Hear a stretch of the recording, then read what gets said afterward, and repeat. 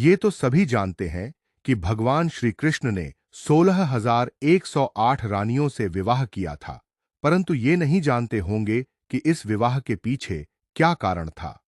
अब ये जिम्मेदारी माता पिता बच्चों सभी की बनती है कि इस वीडियो को देखकर दूसरों को सत्य अवश्य बताएं। एक बार की बात है, भौमासुर नाम का एक असुर था। भौमासुर का एक नाम नरकासुर भी था। वह मूर्तिमती पृथ्वी का पुत्र था। असुर सदैव ही द्रोही होते हैं।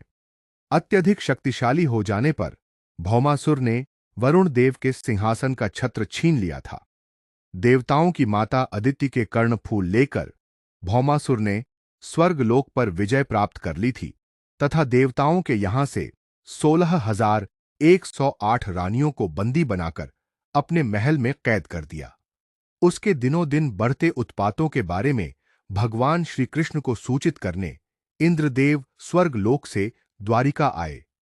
इंद्रदेव से भौमासुर के विषय में सुनकर भगवान श्री कृष्ण ने अपनी पत्नी सत्यभामा के साथ गरुड़ पे सवार होकर तत्काल ही भौमासुर के निवास स्थान की ओर प्रस्थान किया। देवता असुर आदि सभी श्री भगवान की कृपा पर ही आश्रित है, किंतु अहंकारवश भूल जाते हैं। खुद को ही कर्ता धर्ता समझकर उत्पात आरंभ कर देते हैं।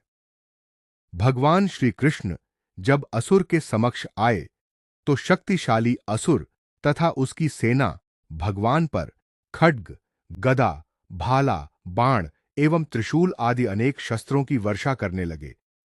श्री भगवान कृष्ण की असीम शक्ति का उसे तनिक भी अनुमान न था।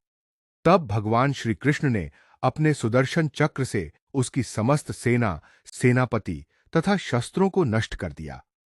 फिर भी उसने चतुराई से त्रिशूल लेकर अंतिम बार श्री कृष्ण पर प्रहार करने का प्रयास किया।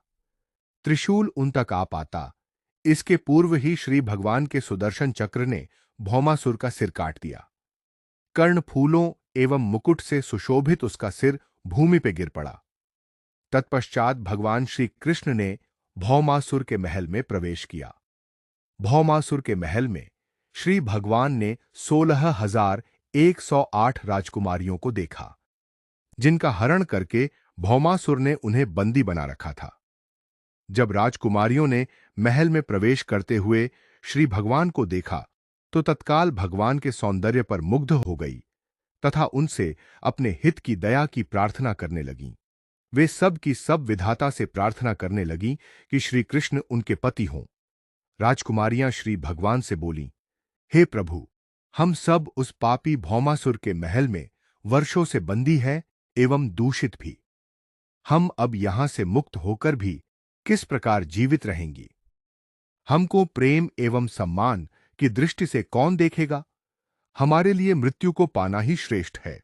हे स्वामी, हे जगतपति, आप ही हम सब पतित स्त्रियों का उद्धार करो, हमें अपने श्री चरण कमल की दासी बनाकर।